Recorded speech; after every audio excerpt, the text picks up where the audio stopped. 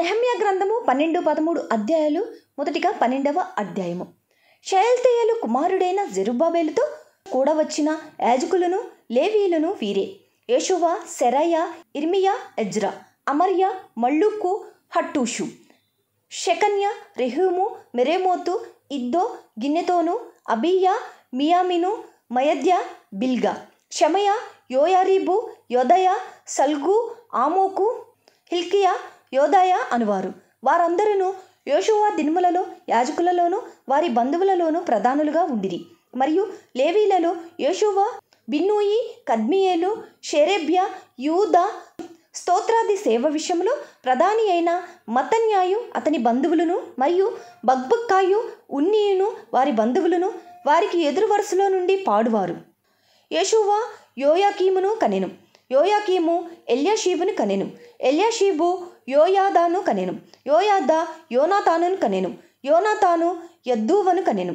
యోయాకీము దినములలో పితరులలో ప్రధానులైన వారు యాజకులై ఉండిరి. వారెవరనగా సెరయ ఇంటివారికి మెరాయ, ఇర్మియా ఇంటివారికి హనన్య, ఎజ్రా ఇంటివారికి మెషుల్లాము, అమర్య ఇంటివారికి యెహోహానాను, మెలీకు ఇంటివారికి యోనాతాను, షెబన్యా ఇంటివారికి యోసేపు, హారీము ఇంటివారికి అద్నా, మెరాయోతు ఇంటివారికి హెల్కయి, ఇద్దో ఇంటివారికి జకర్యా, గిన్నెతోను ఇంటివారికి మెషుల్లాము, అబియా ఇంటివారికి జిక్రి, మిన్యామీను ఇంటివారికి మోవద్య ఇంటివారికి పిల్టయి, బిల్గా ఇంటివారికి షమ్మూయ, షమయ ఇంటివారికి యెహోనాతాను, యోయారీబు ఇంటివారికి మత్తెనై, యోదయ ఇంటివారికి ఉజ్జి, సల్లయి ఇంటివారికి కల్లయి, ఆమోకు ఇంటివారికి ఏబెరు, హిల్కియా ఇంటివారికి హషబ్యా, యోదయ ఇంటివారికి నెతనేలు. ఎల్యాషీబు దినములలో లేవీయుల విషయంలో యోయాదా, యోహానాను, యద్దూవా కుటుంబ ప్రధానులుగా దాఖలైరి.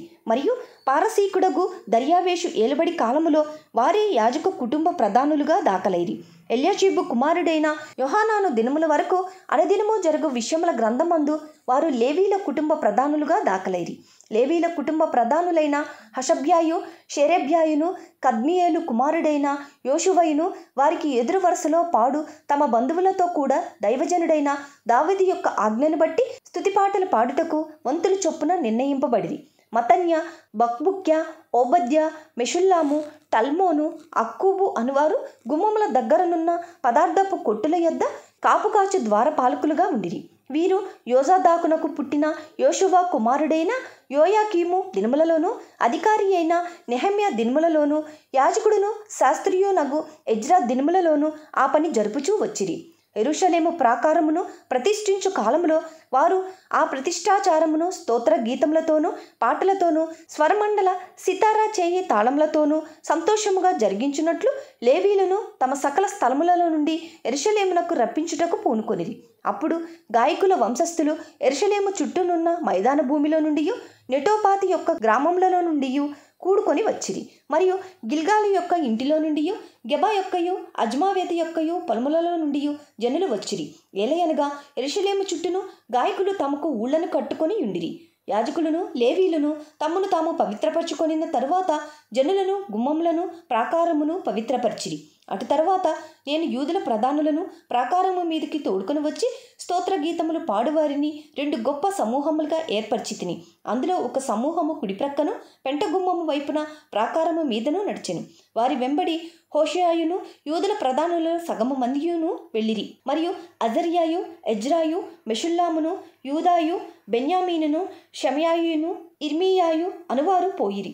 యాజకుల కుమారులలో కొందరు బాకాలు ఊదుచూ పోయిరి. వారెవరనగా ఆసాపు కుమారుడైన జక్కూరునకు పుట్టిన మీకయా కనిన మతన్యాకు పుట్టిన షమయా కుమారుడైన యోనాతానునకు పుట్టిన జకర్యాయు, అతని బంధువులకు షమయ, అజరేలు, మిలలై, గిలలై, మాయి, నెతనేలు, యూదా, హనాని అనువారు.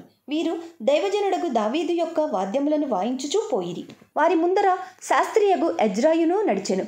వారికి ఎదురుగా ఉన్న ఊట గుమ్మము దగ్గర దావీదు పురము యొక్క మెట్ల మీద దావీదు నగరును దాటి ప్రాకారము వెంబడి తూర్పు వైపు నీటి గుమ్మము వరకు పోయిరి.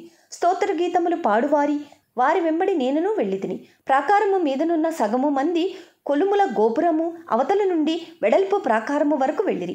మరియు వారు ఎఫ్రాయిము గుమ్మము అవతల నుండి, పాత గుమ్మము అవతల నుండి, మత్స్యపు గుమ్మము అవతల నుండి, హనన్యేలు గోపురము నుండి, మేయా గోపురము నుండి, గొర్రెల గుమ్మము వరకు వెళ్ళి బందీ గృహపు గుమ్మములో నిలిచిరి. ఆ ప్రకారమే దేవుని మందిరంలో స్తోత్ర గీతములు పాడువారి 2 సమూహములను నేనును నాతో కూడా ఉన్న అధికారులలో సగము మందియు నిలిచి ఉంటిమి. యాజకులకు ఎల్యాకీము, మైసేయ, మిన్యామీను, మీకాయ, ఎల్యోయేనై, జకర్య, హనన్య, బాకాలు పట్టుకొనిరి. ఇజ్రహయ అనువాడు నడిపింపగా మైసేయ, షమయ, ఎలియాజరు, ఉజ్జి, యెహోహానాను, మల్కియా, ఏలాము, ఏజెరులను గాయకులు బిగ్గరగా పాడిరి. మరియు దేవుడు తమకు మహానందము కలుగజేసినని ఆ దినమున వారు గొప్ప బలులను అర్పించి సంతోషించిరి. వారి భార్యలు పిల్లలు కూడా సంతోషించిరి. అందువలన యెరూషలేములో పుట్టిన ఆనందధ్వని బహు దూరమునకు వినబడిను. ఆ కాలమందు పదార్థములకును ప్రతిష్టార్పణలకును ప్రథమ ఫలములకును 10వ వంతుల సంబంధమైన వాటికిని ఏర్పడిన గదుల మీద కొందరు నియమింపబడిరి. వారు యాజకుల కొరకును లేవీల కొరకును ధర్మశాస్త్రానుసారముగా నిర్ణయింపబడిన భాగములను పట్టణముల పొలముల నుండి సమకూర్చుటకు నియమింపబడిరి. సేవ చేయుటకు నియమింపబడిన యాజకులను బట్టియు లేవీలను బట్టియు యూదులు సంతోషించిరి.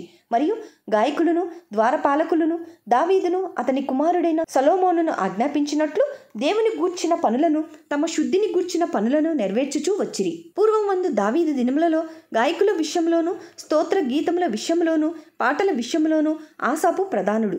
జెరుబ్బాబెలు దినములలోనేమి నెహమ్యా దినములలోనేమి ఇశ్రాయేలీయులందరూ వారి వంతుల చొప్పున గాయకులను ద్వారపాలకులను భోజన పదార్థములను అనుదినము ఇచ్చుచూ వచ్చిరి. మరియు వారు లేవీల నిమిత్తము అర్పణలను ప్రతిష్ఠించుచూ వచ్చిరి.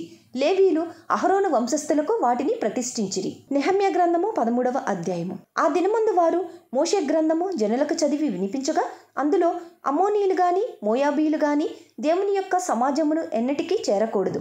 వారు అన్నపానములు తీసుకొని ఇశ్రాయేలీలకు ఎదురుపడక వారిని శపించమని బిలామును ప్రోత్సాహపరిచిరి. అయినను మన దేవుడు ఆ శాపమును ఆశీర్వాదముగా మార్చనని వ్రాయబడినట్టు కనబడెను.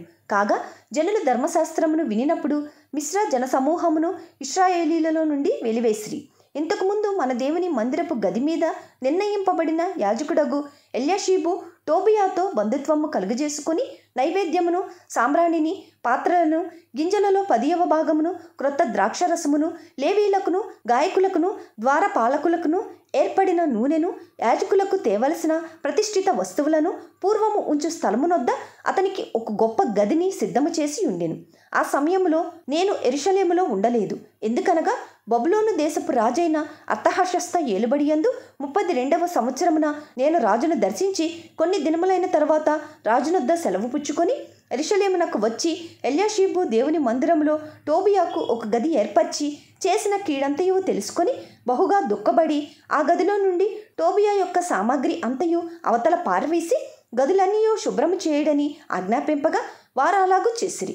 పిమ్మట మందిరపు పాత్రలను నైవేద్య పదార్థములను సాంబ్రాణిని నేనక్కడికి మరలా తెప్పించి తిని మరియు లేవీలకు రావాల్సిన పాళ్ళు వారికి అందకపోవుట చేత సేవ చేయు లేవీలను గాయకులను తమ పొలములకు పారిపోయిరని తెలుసుకొని నేను అధిపతులతో పోరాడి దేవుని మందిరమును ఎందుకు లక్ష్య పెట్టలేదని అడిగి వారిని సమకూర్చి తమ స్థలములలో ఉంచితిని. అటు తర్వాత యూదులందరూ ధాన్య ద్రాక్షారస తైలములలో 10వ భాగమును ఖజానాలోనికి తెచ్చిరి. నమ్మకము గల మనుషులని పేరు పొందిన షెలెమ్యా అను యాజకుని, సాదోకు అను శాస్త్రిని, లేవీలలో పెదాయాను ఖజానా మీద నేను కాపురులనుగా నియమించితిని. వారి చేతి క్రింద మతన్యా కుమారుడైన జక్కూరునకు పుట్టిన హానాను నియమింపబడిను. మరియు తమ సహోదరులకు ఆహారము పంచిపెట్టు పనివారికి నియమింపబడిను.